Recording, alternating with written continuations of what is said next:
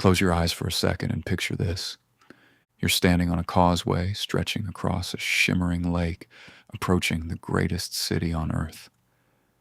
It's 1519, and on the island ahead of you, a metropolis of 300,000 people has risen from the water itself. Impossible towers of stone reaching toward a sky painted blood red by morning light. Canals move like veins through the city. Thousands of canoes threading silently between floating gardens so fertile they produce 7 harvests a year. The air smells of flowers, incense, and something else, something sweet and metallic drifting down from the great pyramid at the city's center, where the steps are permanently stained a deep, dried red. You are looking at Tenochtitlan, the capital of the Aztec Empire, and at the top of that pyramid, right now, someone is dying. This is the story of how one of the most extraordinary civilizations in human history rose from a desert prophecy, built a city that stunned the world, soaked its altars in human blood for the gods, and then fell, in a little over 2 years, to a single man with 600 soldiers and a disease nobody saw coming. Let's go back to the beginning. In the early 1300s, a wandering people called the Mexica were among the most despised tribes in central Mexico. They had no land of their own. Every city-state in the region considered them savages. They were driven from territory after territory, constantly moving, constantly poor, subsisting on whatever the desert gave them. They worshipped a sun god named Huitzilopochtli, god of war, god of the sun, a deity who demanded blood the way the earth demands rain. And Huitzilopochtli, according to the priests who carried his idol across the desert, had given the Mexica a prophecy. They would wander until they saw a sign, an eagle perched on a cactus, devouring a snake. That place, wherever it was, would be their city, their destiny. In 1325, they found it. A rocky, marshy, essentially useless island in the middle of Lake Texcoco in the Valley of Mexico. Every other civilization in the region had ignored this island for centuries. There was no solid ground to build on. The lake was brackish and undrinkable. There was barely enough space to plant crops. By any practical measure, it was a terrible place to found a city. The Mexica didn't care. The eagle was there, the cactus was there, the snake was there, and so they stayed. Within 200 years, what they built on that island would make the capitals of Europe look like villages. The engineering alone is almost incomprehensible. The Mexica had no iron tools, no wheels, no draft animals. They had stone, wood, reeds in their own hands, and with these they completely reinvented the island beneath them. To create farmland, they invented chinampas, floating gardens, anchored beds of interwoven reeds and lake-bottom mud staked into the shallow water, planted with corn, beans, squash, tomatoes, avocados, chili peppers, cacao, and cotton. 1 hectare of chinampa could yield 4 to 7 harvests per year, among the most productive agricultural land anywhere in the pre-modern world. They converted 12,000 hectares of swamp into cropland this way, enough to feed a city that would eventually rival Paris and Constantinople in size. To bring fresh water to an island surrounded by salty, undrinkable lake water, they built 2 parallel terracotta aqueducts stretching over 4 kilometers from the freshwater springs at Chapultepec on the mainland, twin channels so that one could be cleaned while the other kept the city supplied. The population of Tenochtitlan bathed twice a day on average. The Emperor Moctezuma II reportedly bathed 4 times. When the Spanish arrived, they had prepared for a primitive village. They walked into one of the largest, most organized cities on Earth. 3 massive stone causeways connected the island to the mainland, a canal network so dense the city functioned like Venice.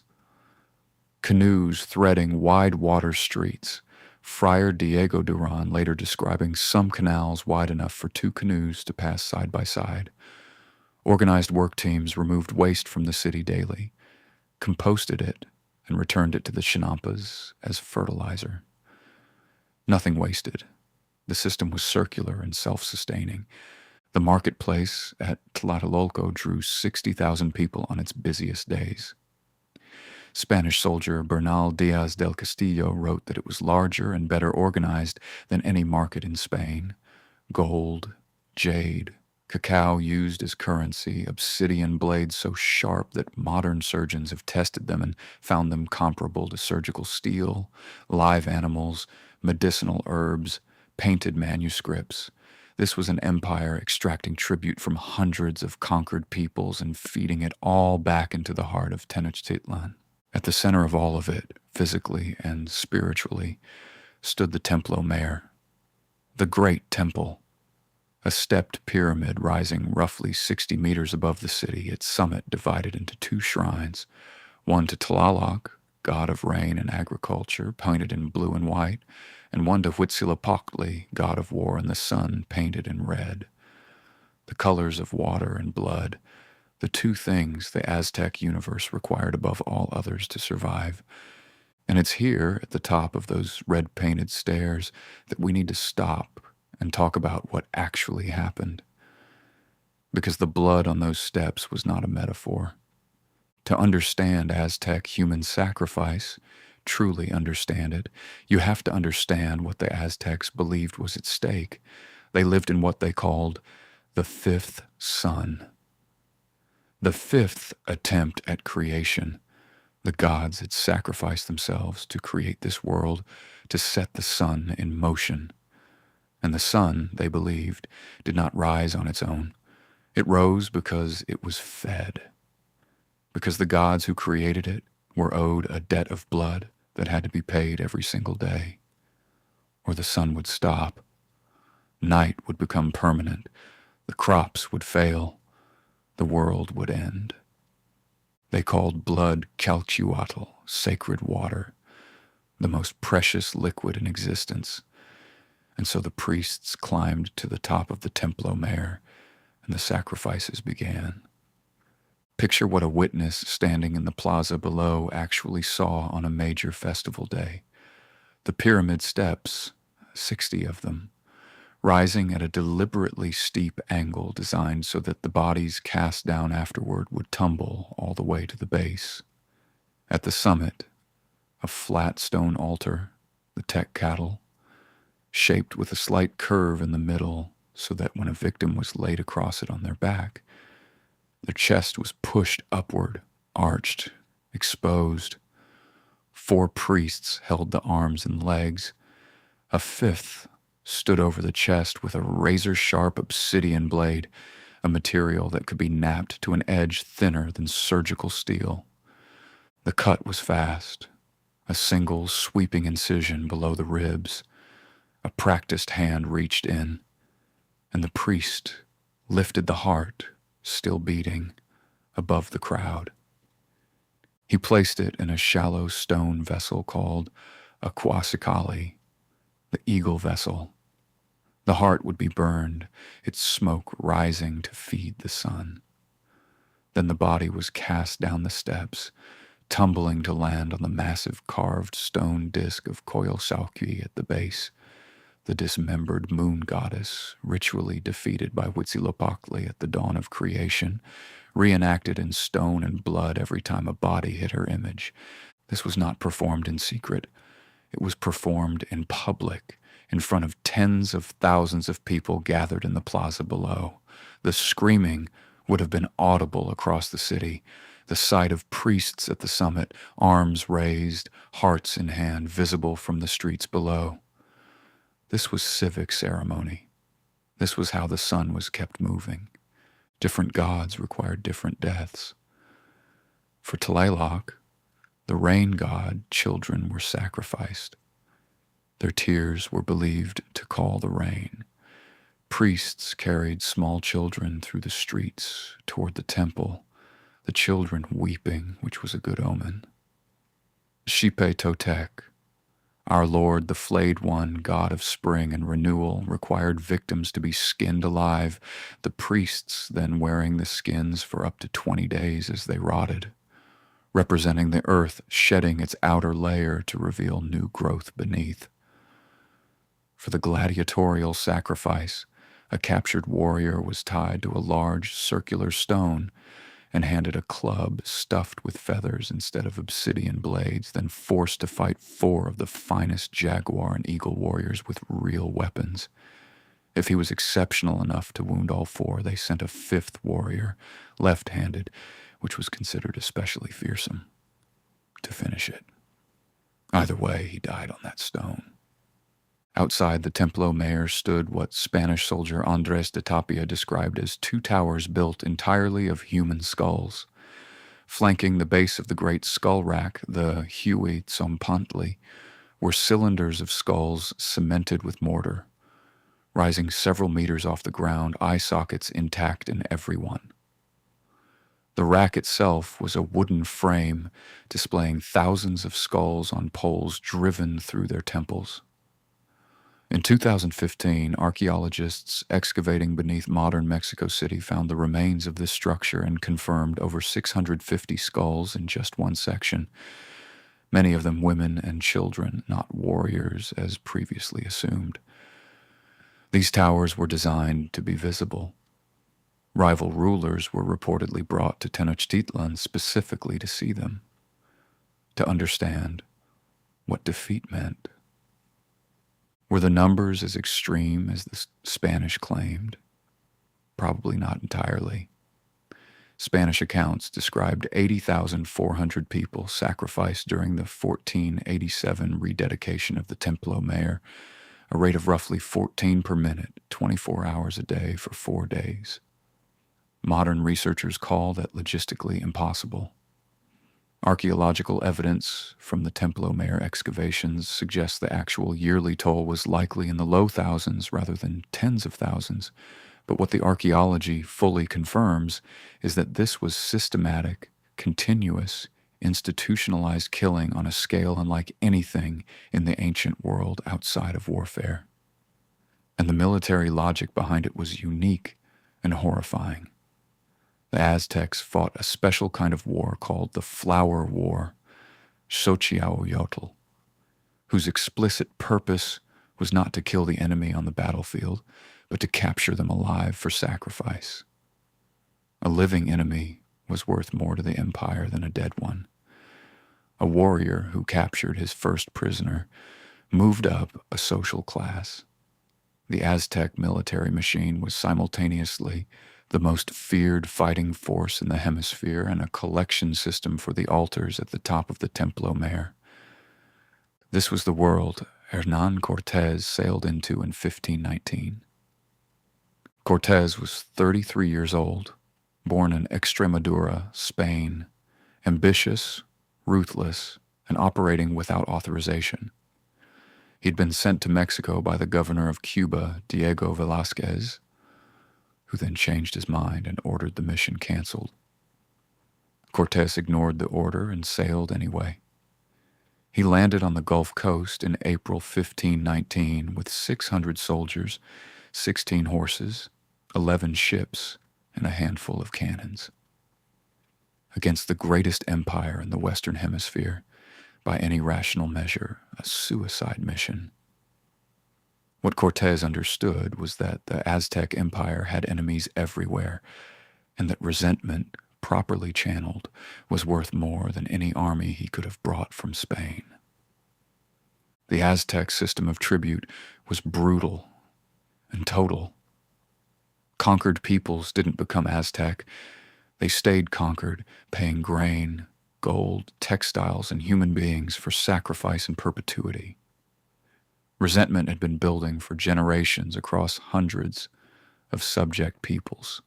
Cortés didn't need to destroy the Aztec Empire. He just needed to be the man who offered its enemies a weapon. His first major alliance came with the Totonacs of Chempoala, long dominated by the Aztecs. Then came the pivotal moment, the Tlaxcalans, a fiercely independent city-state that had never submitted to Tenochtitlan and had been fighting it for decades, initially attacked the Spanish and nearly overwhelmed them, but Cortés kept releasing prisoners with gifts and peace messages, and eventually the Tlaxcalan leadership made the calculation that would seal the fate of the empire. The strangers, with their thunder weapons and steel, were more useful as allies than as enemies. They joined him.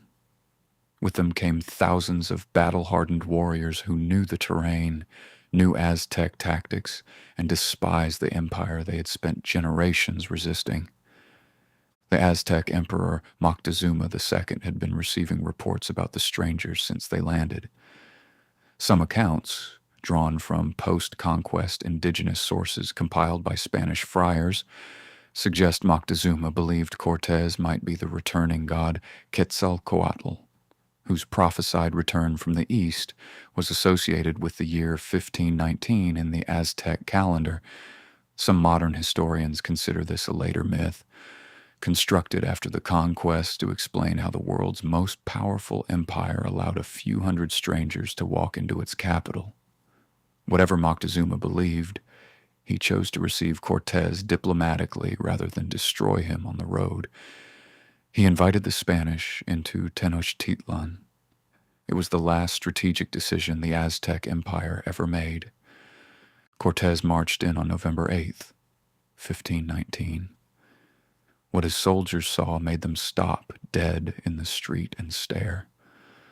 Bernal Diaz wrote that they stood speechless, unable to believe what they were looking at. They had expected a village. They walked across the great causeway into a city that was by some estimates larger than any city in Spain.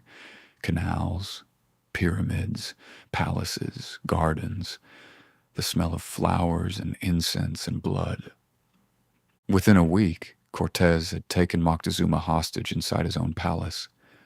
The emperor, surrounded by an army of hundreds of thousands, in a city of hundreds of thousands, within an empire of millions, submitted to house arrest by a few hundred foreigners. Historians still debate why. Fear of provoking a street battle inside the city, belief in a divine mandate he didn't fully understand. Political paralysis in the face of something completely outside his frame of reference. Then everything came apart at once. On June 30th, 1520, La Noche Triste, the night of sadness, the Aztec people rose against the Spanish garrison. Moctezuma was dead. The Spanish fled the city under cover of darkness. Weighed down with stolen gold, they refused to abandon and were caught on the causeway. Hundreds of Spanish soldiers and thousands of Tlaxcalan allies drowned or were cut down in the chaos. Cortés reached the far shore and wept. By any military logic, the conquest was over. He was back in 8 months. But between his escape and his return, something arrived in Tenochtitlan that no army could have brought. An infected member of a Spanish relief force had landed on the coast, and the disease he carried spread inland faster than any messenger. Smallpox had never existed in the Americas. The indigenous population had zero immunity. In late 1520, it hit Tenochtitlan. Within 60 days, somewhere between a third and half the city's population was dead, including Emperor Cuitlahuac, who survived the war against the Spanish and died of the invisible invasion after just 80 days in power. The city was in chaos. Its military leadership was decimated. Its spiritual framework, built entirely around the idea that sacrifice and ritual kept the world running, had clearly failed. The gods had not protected them. The sun kept rising, but the people were dying anyway. Cortés returned in May 1521 with 800 Spanish soldiers and somewhere between 100,000 and 200,000 indigenous allies who had been waiting for exactly this moment. He had spent his months in Tlaxcala building 13 small, flat-bottomed warships, brigantines, designed to be carried over the mountains in pieces and assembled on Lake Texcoco. He had thought through the geography. The causeways were the city's lifelines and its vulnerabilities. Cut the causeways, control the lake, and Tenochtitlan became a trap. The siege began May 22nd, 1521. The aqueducts were cut, the causeways blocked. The brigantines controlled the lake, destroying the canoe fleet that might have resupplied the defenders. Inside the city, already halved by smallpox, now without water or food, the remaining population fought block by block as Cortés systematically leveled everything around them. For 83 days, the defenders ate leather, insects, and bark rather than surrender.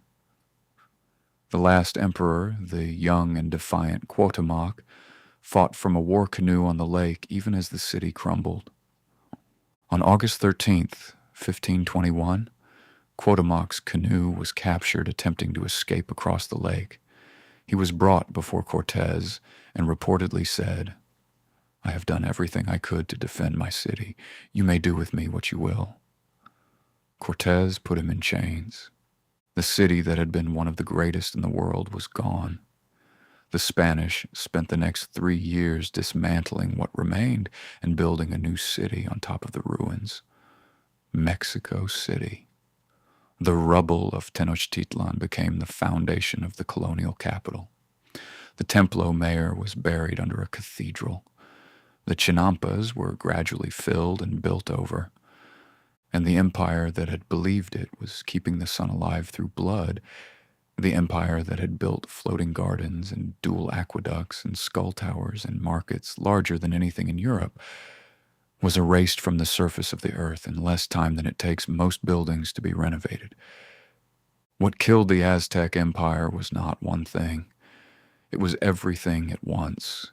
A disease that moved faster than any army, an alliance of enemies held together by centuries of resentment the Aztecs had spent generations creating, a single reckless man who ignored orders and refused to lose, and military technologies, horses, steel armor, gunpowder, trained war dogs, that the greatest warriors in the hemisphere had never encountered and had no framework to counter.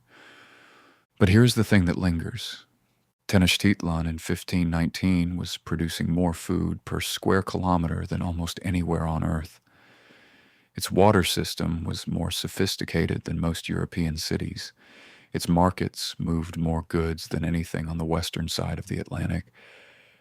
Its military had conquered territory from coast to coast. Its people recorded their history, science, and theology in painted codex books.